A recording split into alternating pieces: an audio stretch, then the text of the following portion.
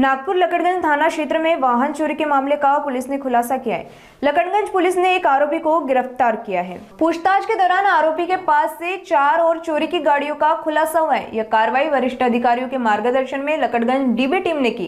Police ने करीब 2,50,000 रुपए का चोरी का मुद्देमाल जब्त किया है। फिलहाल आरोपी से आगे की जाँच जारी है। मी सहाय्यक पोलीस निरीक्षक अजहर शेख, पोलीस स्टेशन लकड़गंज, नागपूर शहर।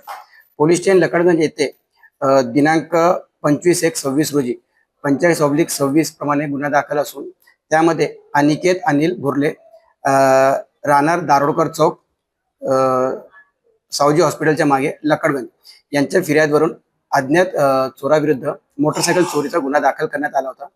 सदर चोरीच्या गुन्ह्यामध्ये आम्ही माननीय पोलीस निरीक्षक श्री अरुण क्षीरसागर सर यांच्या मार्गदर्शनाखाली मी व माझे डीबी पथक यांनी तांत्रिक तपास तसेच गुप्त बातमीद्वारा मार्फत आजूबाजूच्या परिसरात तसेच अभिलेखावरील जे गुन्हेगार आहेत यांचा शोध घेत होतो। त्याप्रमाणे काल आम्हाला आरोपी नामे ऋतिक श्याम असोपा हा पोलीस स्टेशनच्या हद्दीत फिरत असल्याबाबत माहिती मिळाली। त्याप्रमाणे आम्ही आरोपीचा शोध घेत असताना मालधक्का परिसर इतवारी स्टेशन जवळ सदर आरोपी हा आम्हाला संशयितरित्या फिरताना आढळून आला। त्याच्याजवळ एक पांढऱ्या रंगाची ऍक्टिव्हा होती। तर आम्ही सदर आरोपीला त्याच्या फिरण्याबाबत तसेच त्या मोटरसायकल बाबत विचारपूस केली असता त्याने उडवाउडवीचे उत्तर दिले।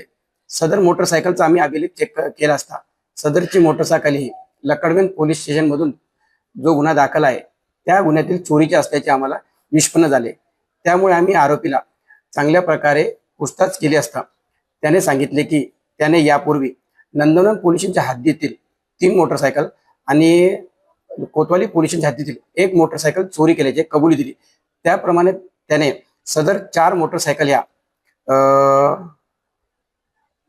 ज्या ठिकाणी लपून ठेवल्या आहे त्या मालधक्का परिसरात येथे नेऊन आम्हाला दाखवली। सदर मोटरसायकल या आम्ही जप्त केल्या आणि सदर मोटरसायकल या एकूण 2,50,000चा मुद्देमाल आम्ही माननीय पोलीस निरीक्षक श्री अरुण क्षीरसागर सर तसेच डीबी पथक यांनी वरिष्ठ अधिकाऱ्यांच्या मार्गदर्शनाखाली जप्त करून पोलीस स्टेशनला आणून जमा केलेला आहे। सदर आरोपी विरुद्ध नमूद गुन्ह्यामध्ये योग्य ती कायदेशीर कारवाई करण्याची प्रक्रिया चालू आहे।